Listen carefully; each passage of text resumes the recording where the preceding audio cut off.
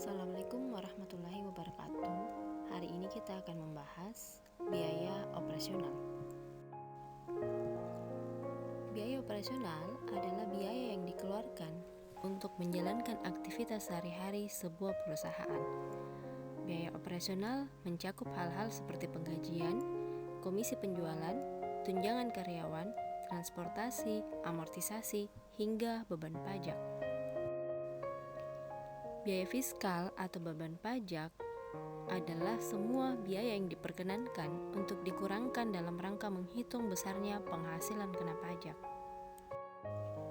Biaya yang dapat dikurangkan untuk bentuk usaha tetap diatur pasal 5 ayat 2 dan ayat 3 menyatakan bahwa biaya yang diperbolehkan untuk dibebankan adalah biaya yang berkaitan dengan usaha atau kegiatan bentuk usaha tetap yang besarnya ditetapkan oleh Direktur Jenderal Pajak.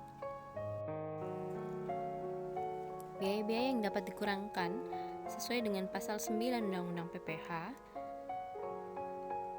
antara lain biaya yang berkaitan dengan kegiatan usaha, yaitu biaya pembelian bahan baku atau setengah jadi dan barang jadi, biaya yang berkenaan dengan pekerjaan atau jasa termasuk upah, gaji, honorarium, dan lain-lain, biaya sewa, biaya bunga, royalti, biaya perjalanan, biaya pengelolaan limbah, premi asuransi, biaya promosi yang diatur berdasarkan PMK nomor 104/PMK 03/2009, biaya administrasi dan pajak kecuali PPh dan sanksi perpajakan lainnya.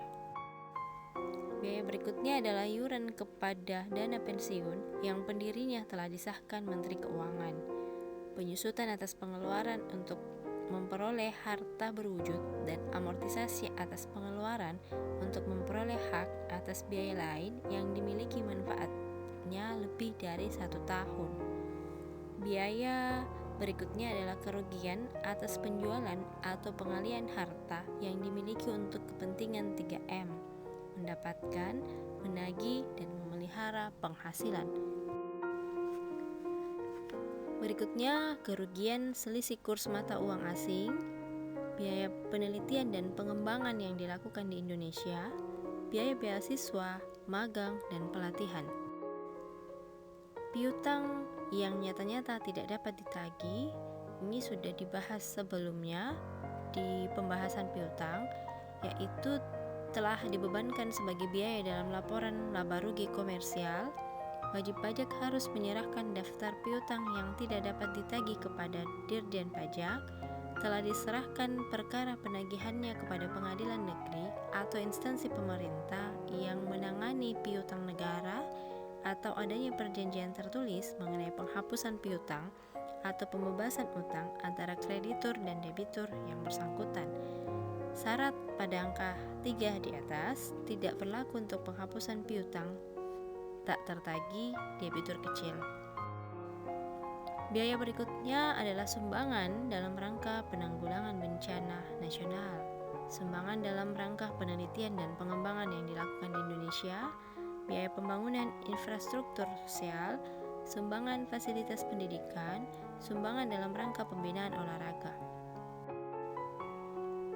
Adapun penghasilan bruto, objek PPh pasal 4 ayat 1, yaitu boleh dibiayakan sepanjang dia memenuhi syarat 3M, mendapatkan, menagih, dan memelihara penghasilan bukan natura dan nilainya wajar.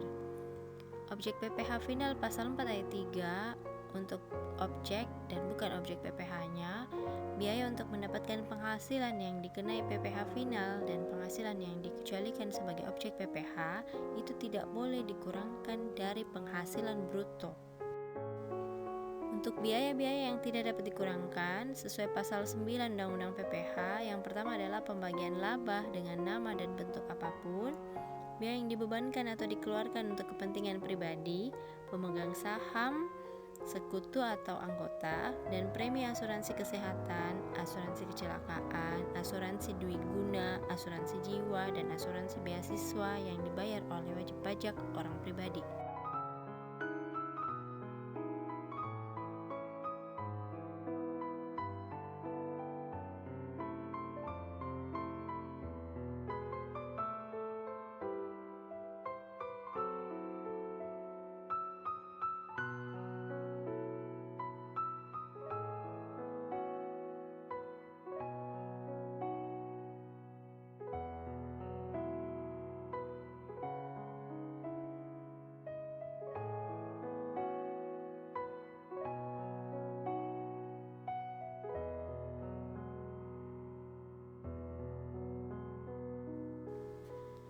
Biaya berikutnya yang tidak dapat dikurangkan yaitu penggantian atau imbalan sehubungan dengan pekerjaan atau jasa yang diberikan dalam bentuk natura atau kenikmatan, jumlah yang melebihi kewajaran yang dibayarkan kepada pemegang saham atau kepada pihak yang mempunyai hubungan istimewa sebagai imbalan sehubungan dengan pekerjaan yang dilakukan, harta yang dihibahkan, bantuan atau sumbangan dan warisan sebagaimana yang dimaksud dalam pasal 4 ayat 3 huruf A dan huruf P Undang-Undang PPH, pajak penghasilan, dan biaya yang dibebankan atau dikeluarkan untuk kepentingan pribadi wajib pajak atau orang yang menjadi tanggungannya. Gaji yang dibayarkan kepada anggota persekutuan, firma atau perseroan komanditer atau CV yang modalnya tidak terbagi atas saham. Sanksi administrasi berupa bunga, denda, dan kenaikan, serta sanksi pidana berupa denda yang berkenaan dengan pelaksanaan perundang-undangan di bidang perpajakan. Ilustrasi kita ambil dari sanksi administrasi.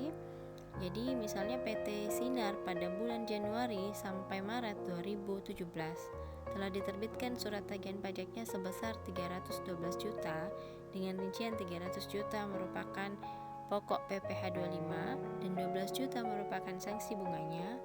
Jadi untuk kasus ini atas surat tagihan pajaknya baik pokok maupun sanksinya tidak diperkenankan sebagai pengurang penghasilan kena pajak, tapi pokok surat tagihan pajaknya merupakan kredit pajak.